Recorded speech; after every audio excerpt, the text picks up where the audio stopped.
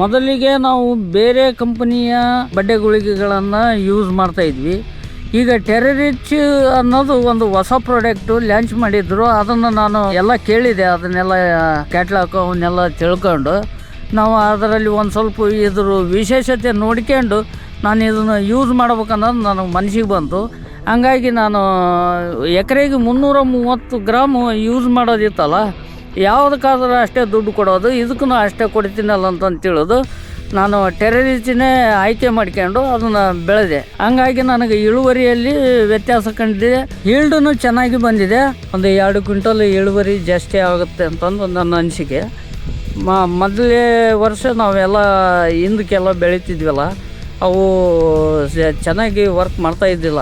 ಟೆರರಿಚ್ ತುಂಬ ಚೆನ್ನಾಗಿ ಕೆಲಸ ಕೊಡ್ತಾಯಿದೆ.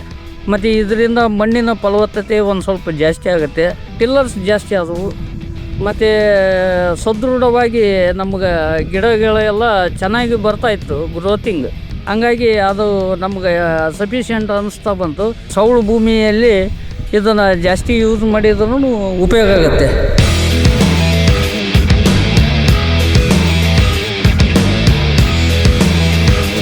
ನಾವು ಈಗಾಗಲೇ ಕಟಾವು ಮಾಡಿಸಿದ್ದೀವಿ.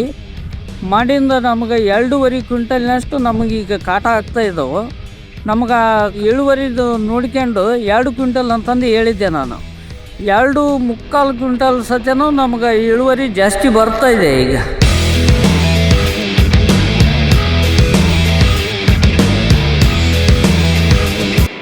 ಟೆರರಿಚ್ ಉಪಯೋಗಿಸಿರೋದ್ರಿಂದ ಈ ಭತ್ತದ ಮಾರ್ಕೆಟ್ ರೇಟ್ಗಿನ್ನೂ 2,000 ಇತ್ತಂದ್ರೆ ಇನ್ನೂ 50 ರೂಪಾಯಿ ಜಾಸ್ತಿ, 2,050 ರೂಪಾಯಿಗೆ ಮಾರಾಟ ಆಗ್ತದೆ. ಇದು ಮಾಡಿರಿ, ನೀವು ಮಾಡಿರಿ ಟೆರರಿಚ್ ಅಂತಂದೇಳಿ. ಚೆನ್ನಾಗಿದೆ ಐತಿ, ಚೆನ್ನಾಗಿ ಗ್ರೋತ್ ಐತಿ, ಚೆನ್ನಾಗಿ ಇಳುವರಿ ಐತಿ. ನಾವು ಸ್ವಲ್ಪ ಅಲ್ಪ ಭೂಮಿ ಮಾಡೀವಿ.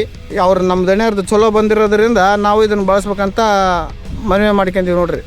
ನಮ್ಗೆ ಒಂದು 25-30 ಸಾವಿರ ರೂಪಾಯಿ ಲಾಭ ಬಂದಿಂದ ನಮ್ಮ ಮಕ್ಕಳಿಗೆ ವಿದ್ಯಾಭ್ಯಾಸಕ್ಕಾಯ್ತು, ಯಾವುದಾರ ಮನೆ ಖರ್ಚಿಗಾಯ್ತು, ನಮಗೆ ಒಳ್ಳೆಯ ಅನುಕೂಲ ಆಗಿದೆ. ಈ ಟೆರರಿಚ್ ಉಪಯೋಗ ಮಾಡೋದರಿಂದ ಚೆನ್ನಾಗಿದೆ ಈ ಪ್ರಾಡಕ್ಟ್.